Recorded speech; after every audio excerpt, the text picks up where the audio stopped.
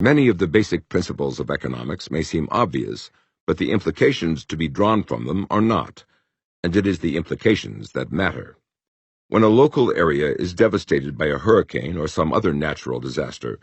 many people consider it unconscionable if businesses in that area suddenly raise the prices of such things as bottled water, flashlights, or gasoline, or if local hotels double or triple the prices of their rooms, when there are many local people suddenly made homeless, who are seeking temporary shelter. Often price controls are regarded as a necessary quick fix in this situation. The political response has often been to pass laws against price gouging to stop such unpopular practices. Yet the role of prices in allocating scarce resources is even more urgently needed when local resources have suddenly become more scarce than usual, relative to the increased demand from people suddenly deprived of the resources normally available to them, as a result of the destruction created by storms or wildfires or some other natural disaster.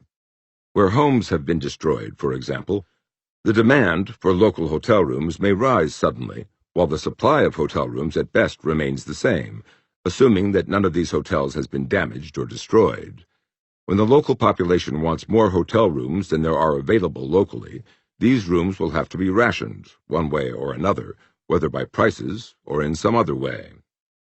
If the prices of hotel rooms remain what they have been in normal times, those who happen to arrive at the hotels first will take all the rooms, and those who arrive later will either have to sleep outdoors or in damaged homes that may offer little protection from the weather, or else leave the local area and thus leave their homes vulnerable to looters. But if hotel prices rise sharply,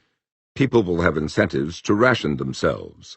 A couple with children who might rent one hotel room for themselves and another for their children, when the prices are kept down to their normal level, will have incentives to rent just one room for the whole family when the rents are abnormally high, that is, when there is price gouging.